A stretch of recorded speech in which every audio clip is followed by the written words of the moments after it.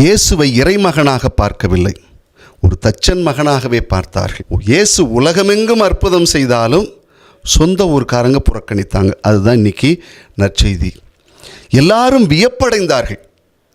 ஒன்று தெரியணும், ஒரு வியப்படைவது என்பது 2 இடத்துக்கு கொண்டு போய் சேர்க்கும் நம்மளை. ஏதாவது ஒரு காரியத்தை குறித்தோ ஒரு மனிதரை குறித்தோ நாம் வியப்படைகிறோம் என்றால் 2 இடத்துல கொண்டு போய் சேர்க்குமா.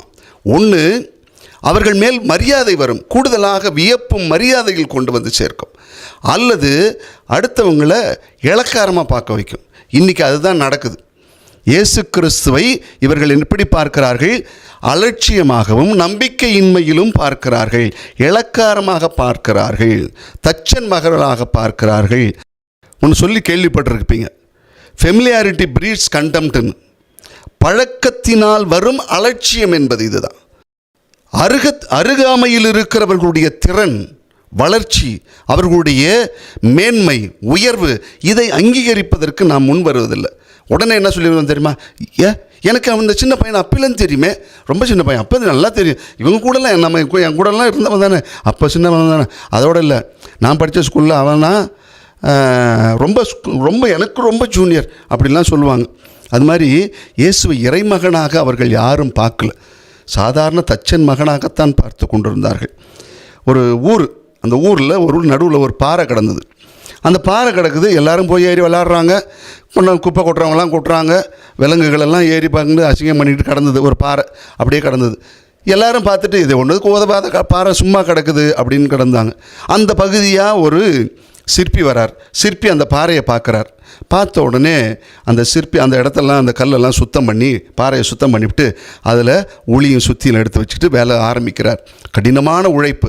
பார்க்குறாங்க பார்த்தியா, வர்றவங்க போகிறவங்களாம், இந்த கல்லை ஏன் இவர் இவ்வளவு உழைப்பை போட்டு வீணாக்குறார், வேஸ்ட்டு, இவருக்கெல்லாம் ஒன்றுமே தெரியாது போட்டிருக்கு, இதில் என்ன இருக்குது, நம்மெல்லாம் அந்த இடத்த போய் குப்பையாக்கிட்டு கிடந்த இடமாச்சு அப்படின்னு நினச்சி அவங்க பேசிட்டு போகிறாங்க. இவர் உட்கார்ந்து உழைக்கிறார். அவருடைய உழைப்பு கடைசியாக அந்த பாறையிலிருந்து ஒரு சிங்கம் வந்து நிற்கிறது. அந்த சிங்கத்தை பார்த்த உடனே தான் அவங்க எல்லாருக்குமே புரியுது, ஆகா இவ்வளவு பெரிய ஒரு காரியம் இதில் இருந்திருக்கிறது என்று சொல்லி. அதான் ஊரில் ஒரு பழமொழி சொல்லுவாங்க, சொந்த வீட்டு கோழி தோல் மூட்டை தான் போடுமாமே. அதோடு இல்லை, அதையே கொஞ்சம் மாற்றி சொல்லுவாங்க, சொந்த வீட்டு கோழி அவசரத்துக்கு ஆகாது அப்படின்னு சொல்லுவாங்க. நமக்கு நெருக்கமானவர்களிடம் இருக்கிற அந்த திறமையை நாம் பார்ப்பதில்லை, அந்த மகத்துவத்தை பார்க்கறதில்லை. அதுக்கு பதிலாக அதை அலட்சியப்படுத்துகிறவர்களாக இருக்கிறோம்.